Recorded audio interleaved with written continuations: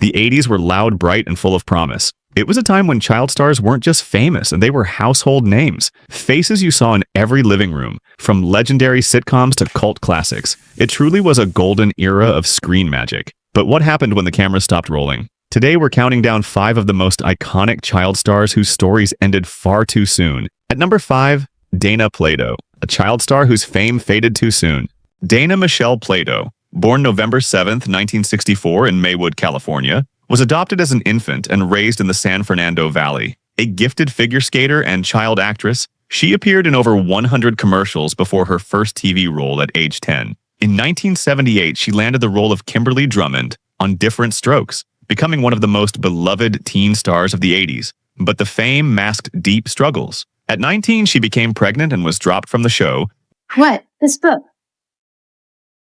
You're single and you're pregnant. With rumors of off-screen drug use beginning to circulate. She later admitted to using alcohol and cocaine during her teenage years. Her post-sitcom career faltered, despite roles in B-movies, a 1989 Playboy shoot, and the video game Night Trap, 1992. In 1991, she was arrested for robbing a Las Vegas video store with a pellet gun. A year later, she was caught forging a Valium prescription. Hoping for a comeback, she appeared on The Howard Stern Show on May 7, 1999. Just a day later, she died from a prescription drug overdose at age 34, ruled a suicide. Her son, Tyler Lambert, died by suicide in 2010. A devastating legacy of fame lost and pain unhealed. At number 4, Heather Michelle O'Rourke, the face of a horror classic and a devastating medical tragedy. Heather Michelle O'Rourke, born December 27, 1975 in San Diego, was discovered by director Steven Spielberg while she was eating lunch with her mother at the MGM commissary. This chance encounter led to her iconic role as Carol Ann Freeling in the 1982 horror classic Poltergeist. They're here. Her chillingly innocent delivery of the line, "They're here," became an indelible part of film history. She reprised her role in both sequels, Poltergeist 2, The Other Side, 1986, and Poltergeist 3, 1988, and also made guest appearances on popular TV shows like Happy Days and Webster. In early 1987, Heather was diagnosed with Crohn's disease, a misdiagnosis for what was actually a congenital intestinal stenosis, a severe bowel obstruction she'd had since birth. On February 1, 1988, after collapsing at her home, she suffered a cardiac arrest in the ambulance and another in the hospital. She died on the operating table at just 12 years old from septic shock related to the undiagnosed condition. The news here, the little girl who appeared in the Poltergeist movies has died of complications from the flu. Her sudden death fueled public speculation about a poltergeist curse, but was in reality a tragic story of a fatal medical error.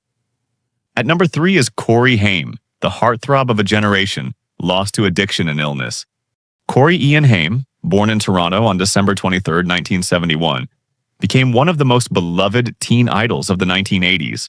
After acclaimed performances in Silver Bullet, 1985, and Lucas, 1986, he was catapulted to superstardom with the 1987 vampire film, The Lost Boys. This film marked his first major collaboration with Corey Feldman, launching the famous Two Corys partnership that would define an era. They went on to star together in hit films like License to Drive, 1988, and Dream a Little Dream, 1989. Behind the charismatic on-screen persona, Haim was fighting a long and difficult battle with substance abuse, which he later said began during the filming of License to Drive. His struggles were candidly documented in the A&E reality show, The Two Corys, 2007 to 2008. On March 10, 2010, Haim collapsed at his mother's apartment in Los Angeles. He was pronounced dead at the hospital at the age of 38. The coroner's report listed pneumonia and pulmonary edema as the primary causes of death, along with an enlarged heart and narrowing blood vessels. While a low level of prescription and over-the-counter drugs was found in his system,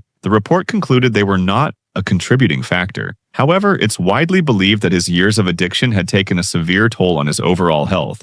At number 2, Gary Coleman, a sitcom icon whose real-life battles were anything but funny. What you talking about? Gary Wayne Coleman was born on February 8, 1968 in Zion, Illinois. Diagnosed with a congenital kidney disease that halted his growth, he stood at 4 feet 8 inches tall. At the age of 10, he was cast as the sharp-witted Arnold Jackson on the sitcom Diff'rent Strokes, 1978 to 1986. His impeccable comedic timing and signature catchphrase, "What you talking about, Willis?" What you talking about, Willis? made him one of the most famous child actors of his generation. At his peak, he earned a reported $100,000 per episode. However, his considerable earnings were grossly mismanaged by his adoptive parents and a former business advisor. In 1989, he sued them and was eventually awarded a $1.3 million settlement. In 2007, Coleman married Shannon Price, a relationship that quickly turned volatile. They separated less than a year later but remained legally tangled until his death. Public incidents, including a televised domestic dispute, painted a grim picture of his personal life in his final years. But financial troubles continued to plague him, leading to a bankruptcy filing in 1999. His life was also marked by significant health issues, including 2 kidney transplants and daily dialysis. We remember Gary Coleman tonight, the one-time child TV star whose adult life was so tragic, died today after suffering a brain hemorrhage.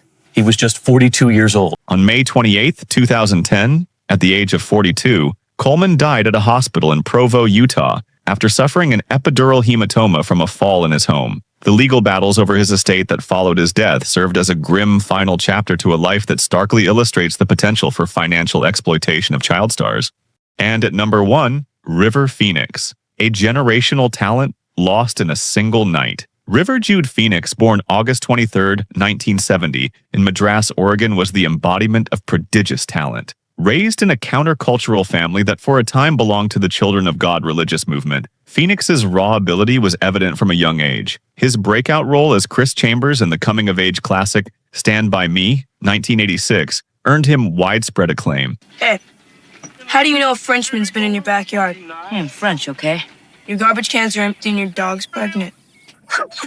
Just 2 years later, his moving performance in Running on Empty, 1988, secured him an Academy Award nomination for Best Supporting Actor at the age of 18. A dedicated animal rights activist, environmentalist, and musician with his band Alika's Attic, Phoenix was seen as a leading voice of his generation. In the early hours of October 31st, 1993, Phoenix collapsed from an acute combined drug intoxication on the sidewalk outside the Viper Room nightclub in West Hollywood. He was rushed to Cedars-Sinai Medical Center, where he was pronounced dead at 1:51 a.m. The autopsy confirmed lethal levels of cocaine and morphine, heroin, in his system, along with other substances, including Valium, marijuana, and ephedrine. Rumors later emerged that a fellow musician friend, reportedly guitarist John Frusciante of the Red Hot Chili Peppers, had given him a drug-laced drink earlier that night, but no official investigation ever confirmed this claim.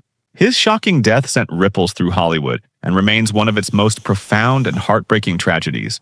And we're not done yet. Part 2 is coming soon with even more kid stars who left us too soon. So don't forget to subscribe to Sodaneck so you don't miss the nostalgia.